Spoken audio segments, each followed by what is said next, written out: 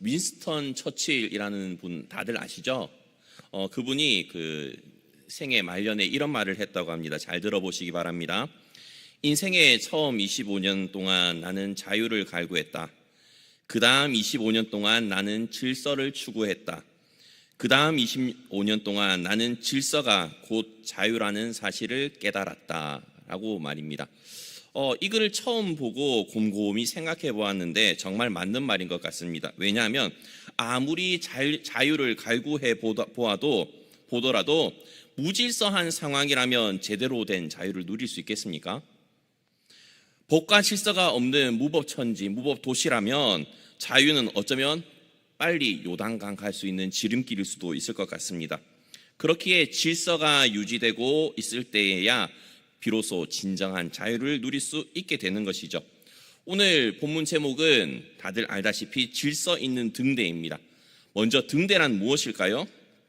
등대란 것은 어떤 상황 속에서도 자신의 역할을 감당하기 위해서 명확한 기준을 가지고 방향을 제시하는 도구이면서 장소인 것 같습니다. 폭풍우가 치든 태풍이 불든 아니면 날씨가 화창하든 아니면 비가 불든 등대는 불빛으로 수많은 배들에게 항구를 안내하고 또한 또 나갈 수 있고 들어오는 그것을 제시해 주는 곳이 아니겠습니까? 만약에 등대의 불빛과 신호를 따르지 않고 배들이 각자 가고 싶은 대로 움직이게 된다면 어떻게 될까요? 아마 큰 사고가 나지 않을까 싶습니다. 예전에 섬겼던 교회의 권사님의 남편분이 도선사를 하셨습니다. 여기는 거제니까 도선사가 뭐 하는지 아시는 분들이 많으시죠? 모르시나요? 역대 모든 직업군을 통틀어서 연도별로 이 도선사의 연봉이 5위 밑으로 떨어진 적이 없는 직업입니다. 그런데 이 도선사가 무슨 일을 하냐면요, 대형 선박이 항구나 운하 입구에 출입할 수 있도록 안전한 수로를 안내하는 업무를 담당한다고 합니다. 그렇기 때문에 거제라든지 아니면 부산, 울산 큰 항구가 있는 곳에는 반드시 이 도선사가 있어야 되는데요. 만약에 대형 선박이 도선사의 안내 없이 항구에 들어오려고 하면 어떤 상황이 발생하게 될까요? 바다 밑에 수심이 얼마나 깊은지 또한 물살이 어떻게 되는지 알지 못해가지고 오도 가도 못하는 상황이 생길 수도 있고요. 때로는 배에 그 바위가 부딪혀가지고 상처가 나거나 아니면 구멍이 날 수도 있는 위험이 생길 수 있지 않겠습니까? 그렇기 때문에 큰 대형 선박이 항구에 들어오려고 하면 등대뿐만이 아닌 도선사에 꼭 필요가 있어야 된다는 것이죠. 마찬가지로 비행기도 그렇지 않습니까? 비행기는 어디에 지시를 잘 따라야 될까요? 관제탑의 지시를 잘 따라야 됩니다. 관제탑의 지시에 따르지 않으면 대형 사고가 날 수밖에 없는 것이죠. 이렇듯 때로는 통제에 따르는 것이 불편할 수도 있지만 꼭 필요한 통제라는 것을 우리는 알 수 있습니다. 우리가 지지난주에 혹시 뭐에 대해서 살펴보았는지 기억이 나십니까? 이런 반응은 지극히 정상적인 것이라 생각됩니다. 지난주에 선교사님께서 한 주간 오셔가지고 저희의 기억력이 3일 이상 잘 안 가거든요. 의로움에 대해서 살펴보았습니다. 의로움의 항구에 대해서 한번 살펴보았는데 하나님의 의로우신 성품에 그때 의로움과 그리고 오늘 주일학교에서 배웠던 공평 그리고 다음 주에 배울 질서 있는 성품에 대해서 살펴보고 있다는 것이죠. 그렇기 때문에 오늘은 이미 다음 주에 주일학교에서 배울 질서 있는 성품에 대해서 알아보기 위해서 질서 있는 등대에 대해서 살펴보고 있는데요. 질서 있는 성품이 왜 중요할까요? 질서 있는 성품은요, 인간관계와 공동체 안에서요, 질서를 중요시하는 성품을 말하기도 하고요. 이 질서를 중요하게 여기는 성품은 인간관계 안에서나 공동체 안에서 어떤 영향력을 끼치냐면요, 덕을 세웁니다. 그렇지 않을까요? 그리고 사람의 생각과 삶이 잘 정돈될 수 있게 하고요, 질서정연하게 만드는 특징을 가지기도 합니다. 사람들이 수많은 갈등이나 문제를 맞닥뜨리게 될 때는요, 갈등을 최소화할 수 있는 원동력이 되기도 하고요, 이를 보다 효율적으로 진행하거나 처리할 수 있도록 그 역할을 감당하기도 합니다. 이로 인해서 개인에게도 유익을 끼치기도 하고 공동체에 유익을 끼치는 성품이 바로 이 질서 있는 성품이라는 것이죠. 참 좋은 건 알겠는데 말로 설명할 길이 어떻게 있을까요? 그런데 곰곰이 생각을 해보십시오. 하나님의 의로우신 성품에 대해서는 알 것 같아요. 그리고 오늘 주일학교에서 배운 공평도 어떻게 보면 알 거는 같은데 도대체 질서 있는 성품과 하나님의 의로우신 성품과 무슨 상관이 있을까라는 질문을 방금 해보신 분이 혹시 계실까요? 자, 저는 이런 질문을 던져보았다는 것이죠. 의로움과 공평은 확실하게 연관성이 있는 것 같긴 한데 도대체 질서와 의로움이 무슨 상관이 있을까라는 질문을요, 설교를 준비하면서도 많이 가졌었거든요. 그런데 그걸 알기 위해서는요, 오늘 본문이 나오게 된 배경부터 사실 천천히 살펴보아야 되겠더라고요. 그래서 한번 천천히 살펴보면서 질서 있는 성품에 대해서 한번 알아가 봤으면 좋겠습니다. 다들 알다시피 오늘 읽은 우리 본문은 무슨 서죠? 고린도 전서였습니다. 그러면 고린도 교회에 대해서 쓴 편지였죠. 고린도 교회는 참 은사를 많이 받은 교회였습니다. 문제도 많았지만 문제가 많은 만큼 하나님으로부터 선물도 참 많이 받았던 교회인 것이죠. 그래서 언변에 뛰어난 사람들도 많이 있었고요. 그리고 지식이 풍부한 사람들도 많았을 거고요. 또 은사를 참 많이 받았던 교회입니다. 특히나 지혜의 은사, 지식의 은사, 믿음의 은사, 병 고치는 은사, 능력 행함의 은사, 예언의 은사, 영분별의 은사, 방언의 은사 등등등 고린도 전서에서 이 은사들에 대해서 다 다루고 있거든요. 그런 은사가 다양하게 넘쳤던 교회가 고린도 교회라는 것이죠. 그런데 생각을 해보십시오. 우리 모든 성도님들이 이런 은사를 받았다고 가정을 해봐요. 행복하시죠? 저는 예전에도 한번 말했다시피 병 고치는 은사 한번 받고 싶거든요. 그런데 하나님께서 저한테 안 주시는 이유도 알겠어요. 하나님이 저를 누구보다 잘 아시기 때문에요. 제가 만약에 그런 은사 가지고 있지 않습니까? 제가 교만이 하늘을 찌를 겁니다. 그렇기 때문에 안 주시는 거예요. 그런데 이런 은사들이 흘러 넘치게 되면 교회의 유익도 많고 성도들의 교제도 풍성해지고 하나님을 더 사랑할 것 같고 말씀 충만, 성령 충만 하면 참 좋을 것 같지 않습니까? 그런데 이 고린도 교회는요, 그런 은사를 참 많이 받았음에도 불구하고 어떤 교회였다고요? 문제가 참 많이 있었던 교회라는 것이죠. 왜냐하면 하나님의 은사를 받았던 사람들이 교회에 덕을 끼치기보다는 교회 내의 질서를 어지럽히고 있었거든요. 무슨 말인지 아시겠어요? 마치 자신들이 하나님께 특별한 은혜를 받고 하나님의 말씀을 자신들의 전유물인 양 행동했다는 겁니다. 그러다 보니 심지어 이런 은사를 받은 사람들이 사도의 권위에 도전하는 일까지 생기게 됩니다. 참 기가 막히죠. 이렇기 때문에 교회의 영적 질서가 무너지게 되고요, 혼란스러워할 수밖에 없는 그런 상황에 처할 수밖에 없지 않습니까? 그렇기 때문에 우리는요, 하나님께서 성도들에게 이런 은사를 주신 이유를 먼저 알아야 됩니다. 하나님께서 성도님들에게 각각에게 은사를 주신 이유는 무엇일까요? 은사를 주시고 직분을 세우신 이유가 무엇일까요? 교회에 유익을 주기 위해서 이렇게 선물을 주시는 겁니다. 은사는 개인적으로 주어지지만요, 그렇게 받은 은사는 교회의 공동체의 덕을 세우기 위해서 하나님께서 주신 선물이라는 것을 잊지 말아야 된다는 것입니다. 그래서 사도 바울은요, 고린도 교회에 앞서서 어떤 말씀을 했는지 한번 살펴보았으면 좋겠는데요. 28절입니다. 12장 28절인데요.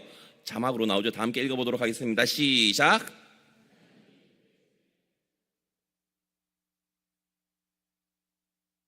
셋째는 교사요, 그 다음은 능력을 행하는 자요, 그 다음은 병 고치는 은사와 서로 돕는 것과 다스리는 것과 각종 방언을 말하는 것이라 라고 되어 있습니다. 자, 교회의 영적 질서 순서대로 적어져 있는 것 같습니다. 사도의 권위를 내세워 가지고요, 고린도 교회의 어지럽고 혼란스러운 부분들을 정리하고자 했습니다. 그렇다면 왜 고린도 교회는 질서 없이 무분별하게 은사를 사용했을까요? 26절, 27절은 이렇게 말씀을 하고 있는데요.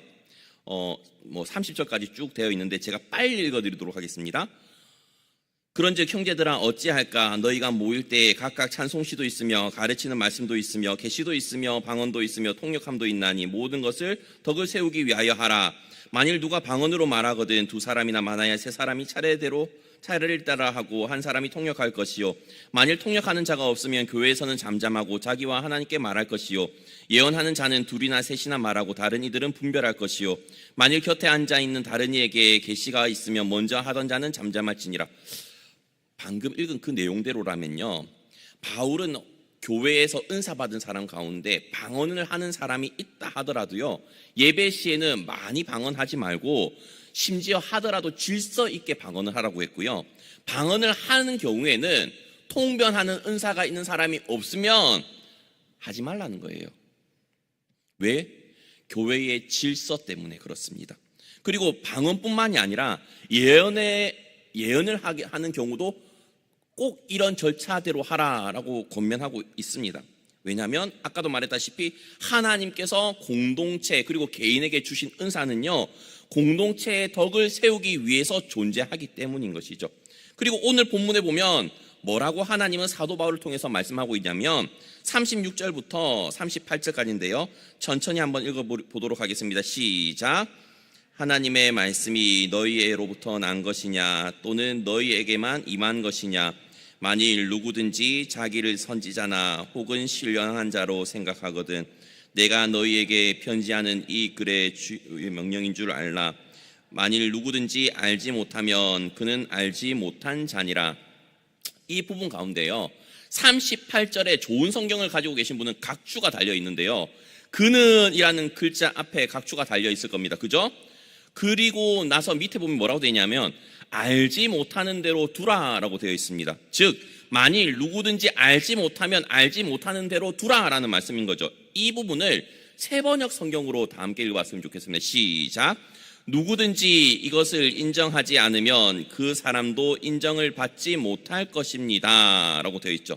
그리고 39절과 40절에 뭐라고 말씀하고 있냐면 그런즉 내 형제들아 예언하기를 사모하며 방언 말하기를 금하지 말라. 모든 것을 품위 있게 하고 질서 있게 하라 라고 되어 있습니다.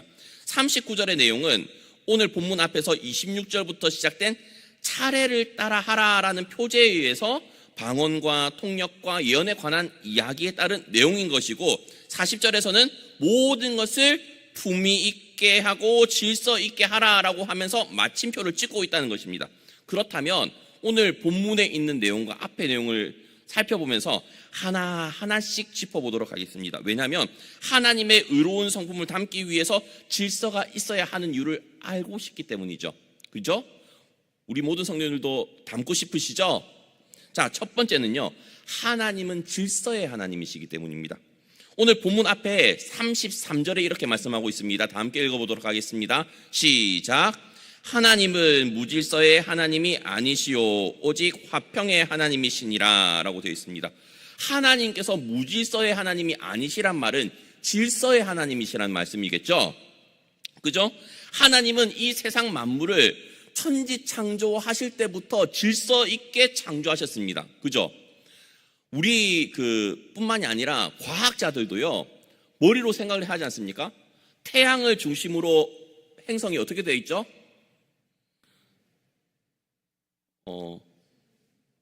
지구과학 다 배우셨죠? 수금지와 목토천해명 이렇게 안 배우셨어요? 배우셨죠? 그런데 이게 제가 배울 때는 이렇게 배웠거든요. 이게 너무나도 가까이 있어도 문제고 너무 멀리 떨어져 있어도 문제고, 그리고 이게 자전과 공전을 하기 때문에 사계절이 생기는 거고, 그렇게 배우지 않으셨습니까? 너무나도 신묘막측하지 않습니까? 물론 어저께 결혼식 갔다가 교회로 돌아오는 길에 정신이 없는 잠자리 한 마리를 봤습니다. 보통 잠자리는 가을에 오죠? 맞죠? 분명히 가을에 봐야 될 잠자리인데 여름도 되기 전에 봄에 오더라고요.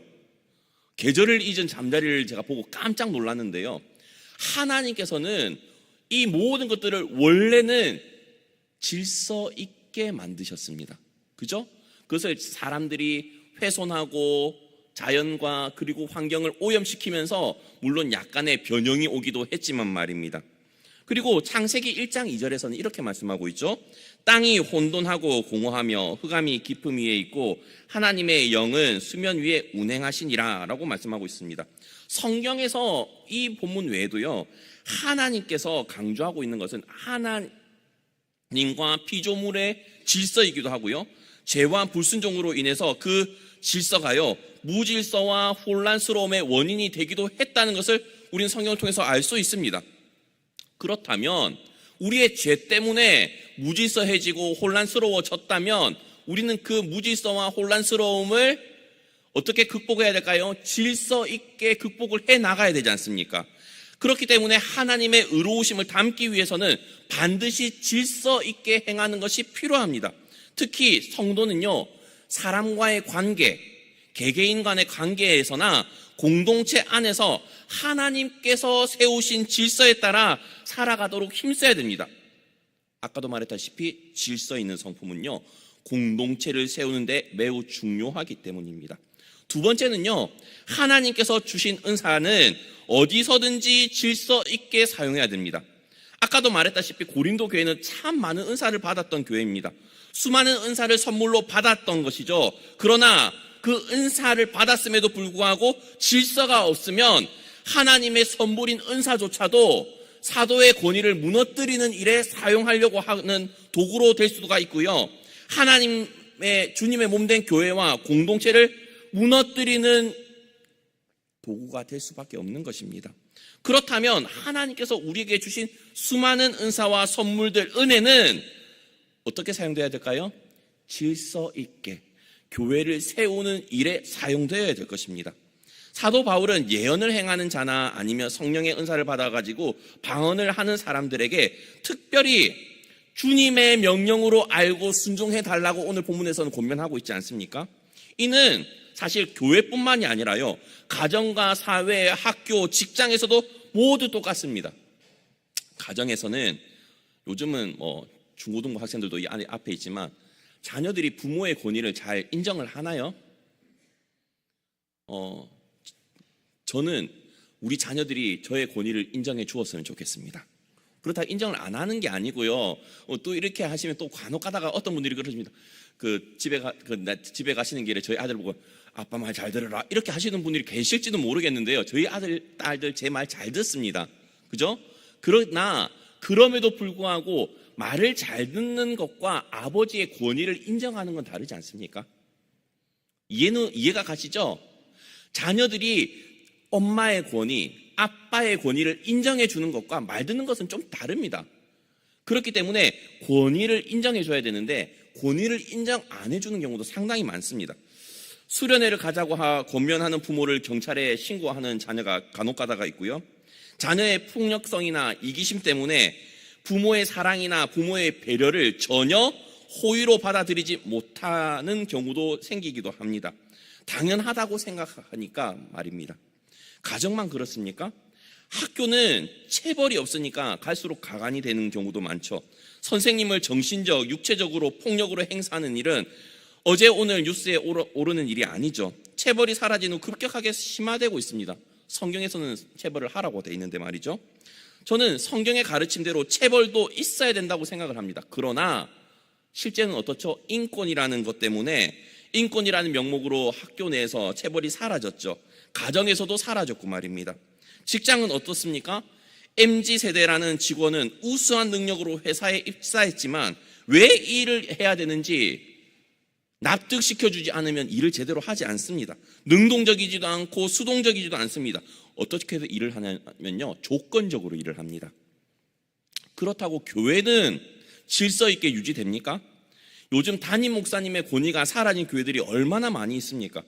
예전에는요, 제가 어렸을 때는 담임 목사님의 부탁이나 권면에는 그래도 성도님들이 기도하는 척이라도 했습니다.